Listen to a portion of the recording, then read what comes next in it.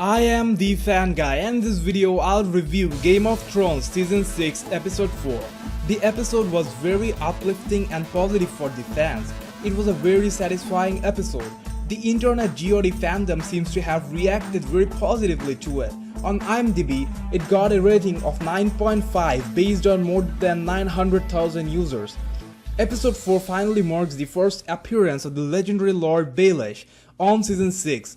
And like always, his motives are unclear, but he with his tricks did manage to manipulate the little dumb Lord Robin into lending support to Sansa in her plight up north. You'll know what the problem is with these boys who have been breastfed for too long. They are crazy as fuck. Though Littlefinger made him his puppet, but you never know when he will order something crazy. Especially since the scenario is going to make Sansa Stark related with it, just stretching it a bit further than I should have. What if this little weirdo actually agreed to help because it involves Sansa Stark? I will just have you guys reminded that getting back to someone by murdering them as a revenge for getting slapped isn't quite surprising if it's coming from people who wants to see the world burn. But since the guy in charge here is the most cunningly intelligent Littlefinger, this will be something interesting to look forward to. I started my review fanboying over Lord Baelish and unlikely theories, but this episode actually starts with a very touching and satisfying scene. Sansa finally reunites with her brother Jon Snow. That scene where we finally watch Sansa riding into the courtyard of Castle Black and embracing Jon Snow was really emotional. The Stark family was highly highlighted on Season 1, and then gradually they all scattered apart with half of them being dead and the others got scattered. They've been through so much, and finally a moment of their joy truly made the fans feel the same. However, there wasn't any Bran or Arya Stark in this episode. Meanwhile, things are starting to get hot on King's Landing. We all know something big is going to happen. The question is when that outburst will take place. The title of the episode, Book of the Stranger, can be highly related with the conversation the High Sparrow had with Marjorie Tyrell. She also met with her brother who suffered so much that he just wants all this to stop and doesn't care about anything else. The High Sparrow on one hand says very humble stuff, and on the other hand got Laura's rotting in the chamber for being gay. This High Sparrow character is just epic. The way he's playing with their minds is just next level stuff. On the other hand, we have Cisray who convinced the Tyrells with their self-interest of preventing the shame of what happening with the Queen to send their army against the High Sparrow head on.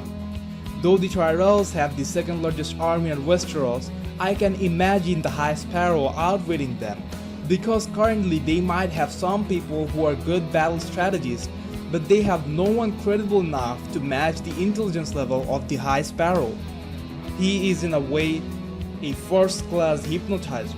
I fear he just sent red herring through King Tommen. I mean, he obviously knew that this kid is going to share this information with others about the walk of shame. You never know what he actually has in his mind. In any case, it looks like there will be a lot of bloodsheds and the big civil war is going to start. In that case, he has perfectly set up a trap and just for his enemies to fall in it, and is waiting just for his enemies to fall in it. Back in Meereen, Tyrion is playing mind chess with the slave masters. Though many fans might find it difficult to interpret what Tyrion is actually doing here, it is actually the best course of action for the time being. The slave masters only care about their self-interest, and Tyrion is displaying their self-interest to them before anything and is trying to bring them as close to possible to what Tyrion wants indirectly.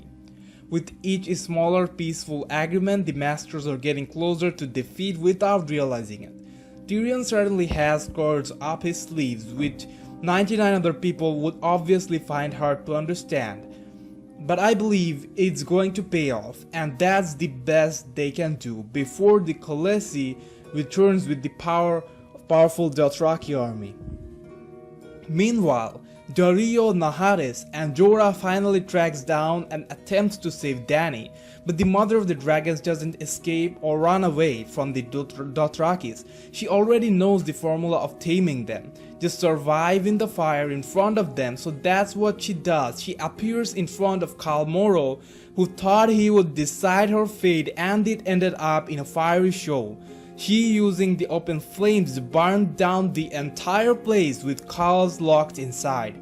It attracts all the Dothrakis and she walks out unhurt and, most importantly, completely naked, and just like the last time, all Dothrakis bows down and accepts her as the new leader after seeing her extremely hot body. However, I just hope that she will now clear things up in Slaver's Bay. Enough time wasted on that shit. And will head for Westeros. About the fire scene in the books, Daenerys could only do it under the influence of black magic, but in the series it looks like they gave her that ability forever.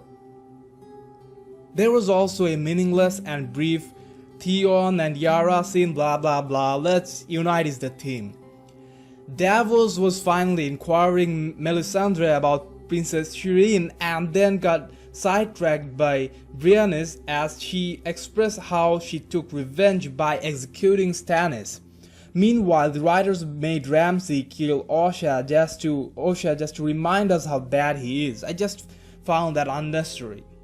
However, the pink letter he sent to Jon Snow spiced things up as he finally realized that they need to attack. As he was informed that now Ramsey has recon, though the wildlings have only 2,000 armies, there are friends in the north that might join to help Jon Snow. Also, Lord Baelish might be able to help them. This is going to be interesting, but I just don't see Ramsey winning. He's overconfident and isn't very calculative. So we have the High Sparrow versus the Tyrell army. Tyrion has to keep things calm till the Khaleesi returns with her huge Dothraki army. So then we will have Dany's army versus the Slave Masters, and Jon Snow versus Ramsey Bolton's massive war is building up. What's your take on all this? Comment your opinion.